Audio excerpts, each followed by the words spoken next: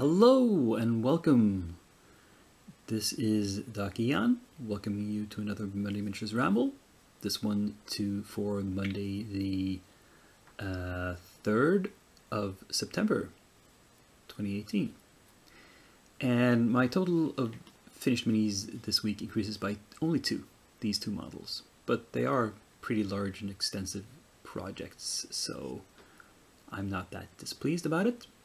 It's these two behirs. I'm holding here the Reaper Bones version. And by the way, I'm sorry for all the harsh shadows and lighting, but that's natural light coming in through the window, and we've had a sudden resurgence of sun here. I mean, it was kind of dark and gloomy for a couple of weeks after the heat wave of summer, but we're getting a few days of sunlight again. But anyway, maybe this, in some ways, this can help you see it clearer, but oh well. Anyway, so they were modeled pretty differently. There's not as many different layers of different types of scales on this one as on the Gale Force 9 model, so it was simpler to paint.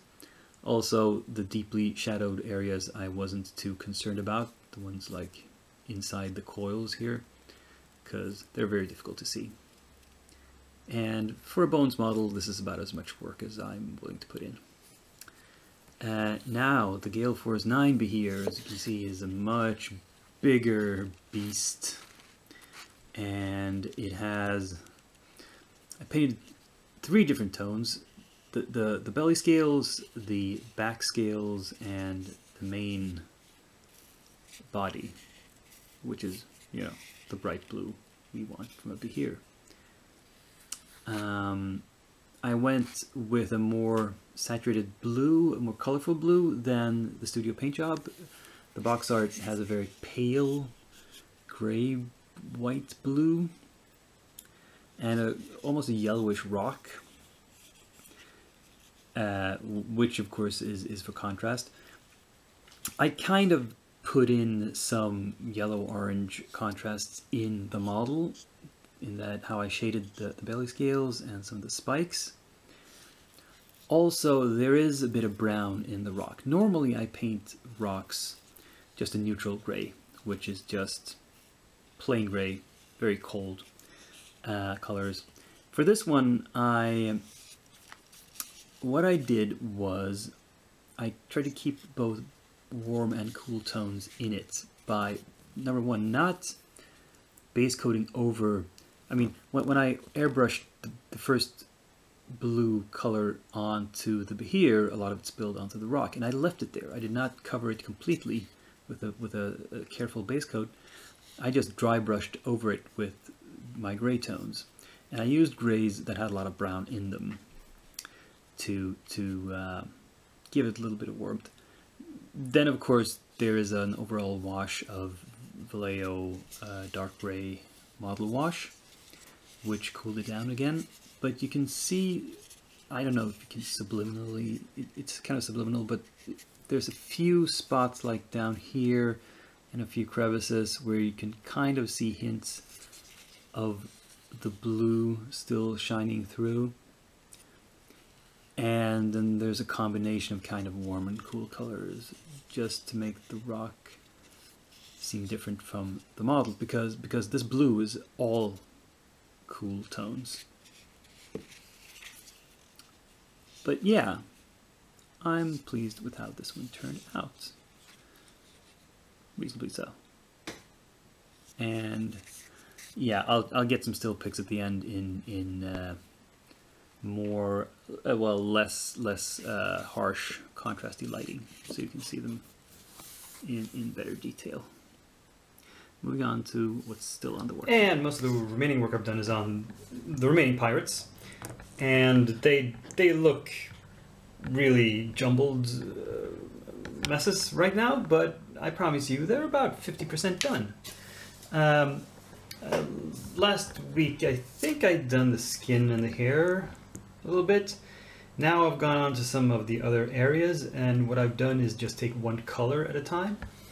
I've taken like blue and decided to paint something blue on each one, and then something red and something white.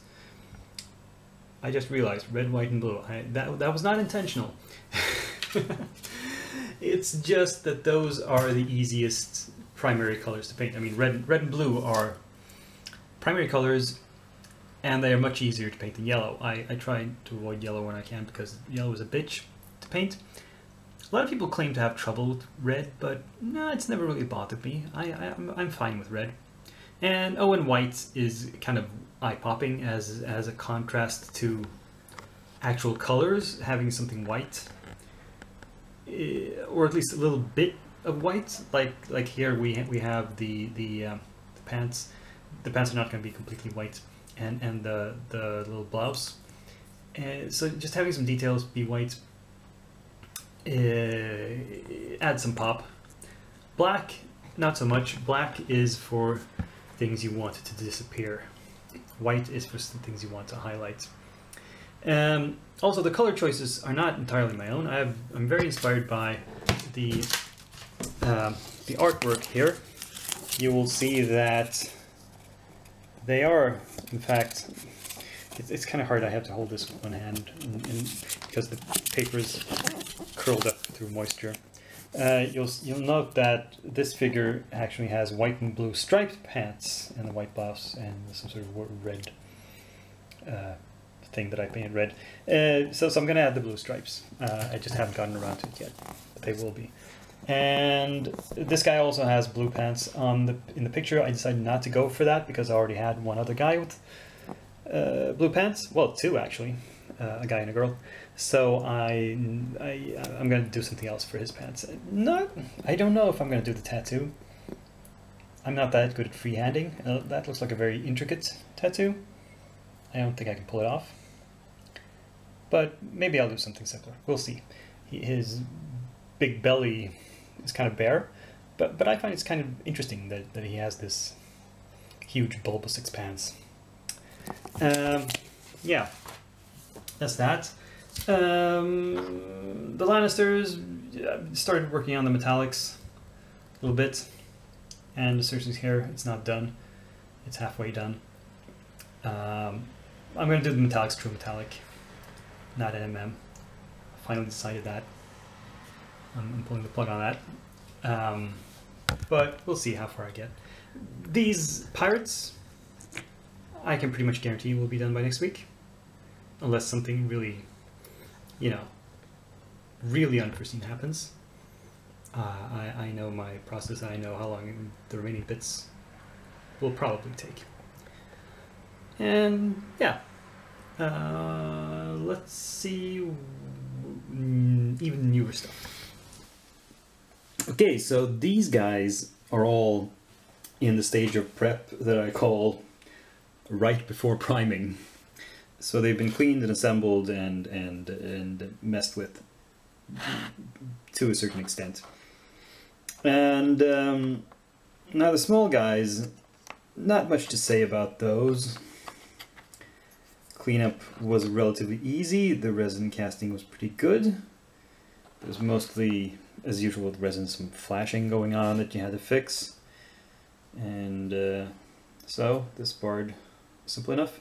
And I've stamped, this is supposed to be wooden planking bases because I'm thinking they're inside in an inn or something.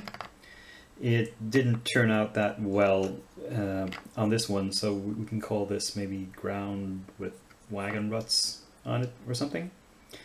I want to come back to that later, just briefly show off. This I thought this was a cup he was holding. It's not, it's a pipe. So it's a very, very much Strider in the the prancing pony is the vibe I get from it. The old guy is definitely holding a cup though. And this, when I showed you this last time, I thought maybe this was a lump of plastic that should be turned away. It's not, and I thought it was a scabbard. It's not. It's a crossbow. This big square thing is actually the magazine for a repeating crossbow.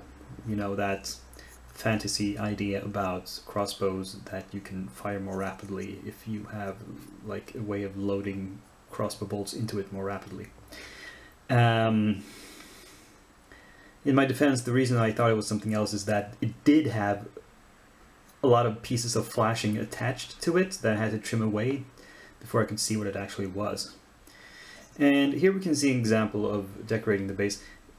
I discovered that I had some skulls left over on my work table. You see that that troll from Hassle Minis I painted last week? It actually came with a few loose skulls that I had put aside and forgotten about. 3 of them, in fact, and I'm using 2 of them this week on various projects. So, but anyway, this is a female mercenary, tough-looking cookie. The other skull I used here on the owl bear's base, which is a stone flag stamped base. This is a relatively simple but effective miniature, I think. Cool looking. Next up we have the rust monsters. Now, definitely this Westphalia rust monster is like the mother of all rust monsters. It's huge because this model, if you compare it to the human characters, this is actually in scale with what a rust monster is supposed to be sized like in Dungeons and Dragons. This one is ginormous by comparison. This one was a bit tricky because all 4 legs were separate from the body and had to be attached, and you can see that they're not all touching the ground. When you have 4 individual legs like that, and you glue them on one at a time with super glue, it's getting them all on the same level so that all 4 feet are touching the ground is surprisingly difficult. Or maybe it's not surprising. I managed to get 3 of them. And it's holding like one leg up, like it's just taking a step with that foot and is about to set it down. That's what I'm gonna say is happening. That it's sort of caught in a cotton mid-motion.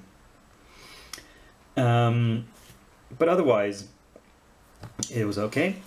And then finally we have the 2 Umber Hulks. Here, this one is the Westphalia Bards and Beasts Kickstarter one. This is the Gale Force 9 one. So the Gale Force 9 one comes with its own base that is also freaking huge. The models themselves, like as I mentioned, are not that different in size, and it didn't really need a big scenic base like this. You could, you know, this one is, I mean, I could have made a 6, this is a 50 mil base. Maybe it would have looked a bit more better with a 60 mil, but yeah, I don't, you know, I try to go with as small a base as I can, because if you're using them in play, huge bases are very unwieldy. And this one was a very simple and easy assembly. Its head, 2 arms, and the body and the legs were one piece. And they went together very simply. This, though, was hideously complex. One leg was separate. The main piece was the body and the left leg, and I had to attach the right leg. And both arms and the head and the antennae on top of the head are all separate pieces. And he's supposed to be standing, and this was, it has slots, or, well, places where the various pieces should go. I mean, this foot had a peg in the bottom of it. I haven't hidden it yet. I'm probably gonna put some what's called plastic putty in there to hide the fact that there's an obvious connection point. And this foot has there's some holes in the paving here that where the toes of this foot should go, and obviously seems to have hit this fist into the ground and cracked the earth there. That's also by design. So it's a 3-point landing, so to speak, and getting all that to line up was very hard, and it's not fully successful. But the 2 main issues I had with this were, number 1, the head.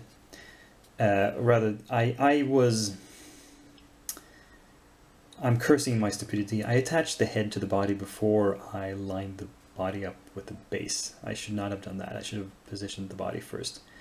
But I thought, yeah.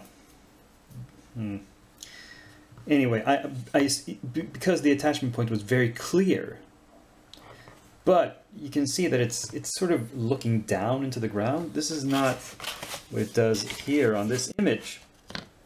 But when you look closely at this image, if you look at the neck here, you can see that they actually glued the head on at an angle that leaves a big gap.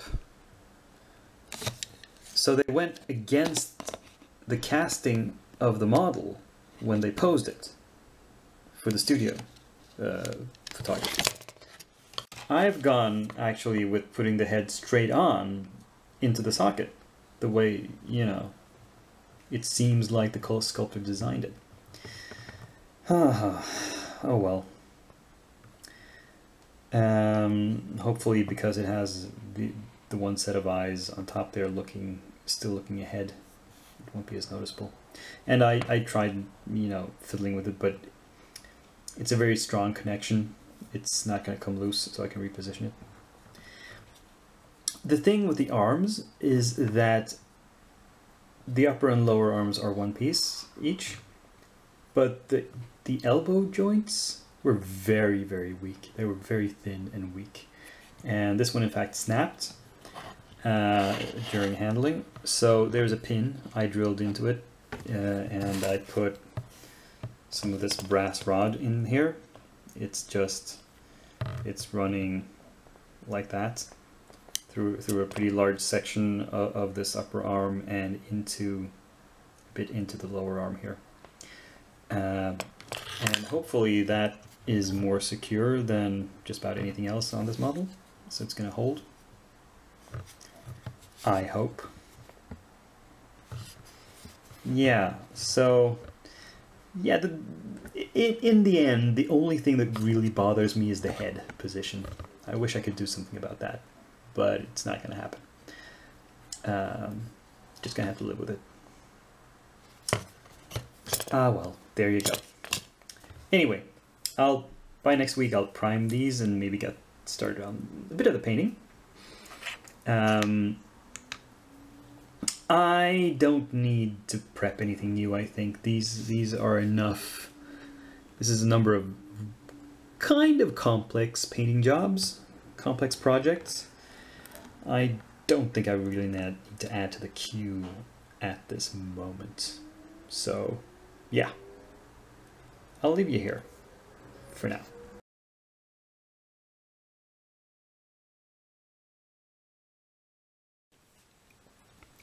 And this week I do have even more new Kickstarter stuff to show you. I got a delivery of a Kickstarter from a company called, as you can see here, Huge Miniatures, and it was called Scenic Grass, Tufts and Flowers. I went for the pack of all the different kinds of flowers they had. I think these are like 16 packs of flowers of different colors. Some of them are very slight. Here's the pink mix, and this is pink, and this is some sort of orange, and so forth. And here we have even pinker, magenta. Sorry, that's magenta. And here's teal, and so forth and so on. And I haven't actually used any of these yet. They just arrived, like I said, this week, so I haven't had a chance to open them up and look at them. But let's see. One problem with them I can see already is that they are dropping a lot of. I just put them on the table here, and we have a lot of flocking that's come loose. But let's see. Why is my camera not functioning? Sorry, the camera is okay. The tripod was messing with me. So, as you can see, the advantage of these is that they're very natural looking. This is the price you pay. That the scatter of colored flocking on the grass is rather light, which, you know, is what it would realistically look like. And here's a couple that come loose, so you can hold those up, and you can probably see I'm not sure where it's most focused, that they're lightly attached to the grass. I mean, compare this with what I've been using up until now. Mostly when I've used flowers, I've used these. These are model railroad flowers they're intended for. And you can see the advantage of these, or disadvantage depending on how you look at it, is that they are much more eye-popping. They're more garish in their colors. And also, both advantage and disadvantage is that they are very firmly attached to the grass. And the grass is not static grass. This is plastic. And so it's very tightly glued on, but it looks very unnatural. If you can see the green plastic stems, it doesn't look good. So what I tend to do when I use these is I tend to put static grass around them on the base to disguise the shiny green plastic. Won't have to do that with these new ones. On the other hand, they might have other issues. I mean, nothing's perfect. There's always a pro and a con, or several pros and several cons sometimes. But yeah, now I have an almost unlimited amount of colors of flowers to choose from. Purple, red, white, spring mix, soft yellow these are called, not white. And what's this? A warm mix. Yeah, that sounds like white. Yes, they are very white. Yellow, and yeah, yellow. So, what do you know? I don't know that I'll ever wear this button. Might just throw it away. I don't know. But this was kind of miniatures related, at least. So I had something to show you as the outro for this video, which is at an end. Thank you for watching thus far. And I hope you click like and subscribe and comment and do all that usual YouTube stuff. I'll see you in a week. Till then, this is Dakian, signing off.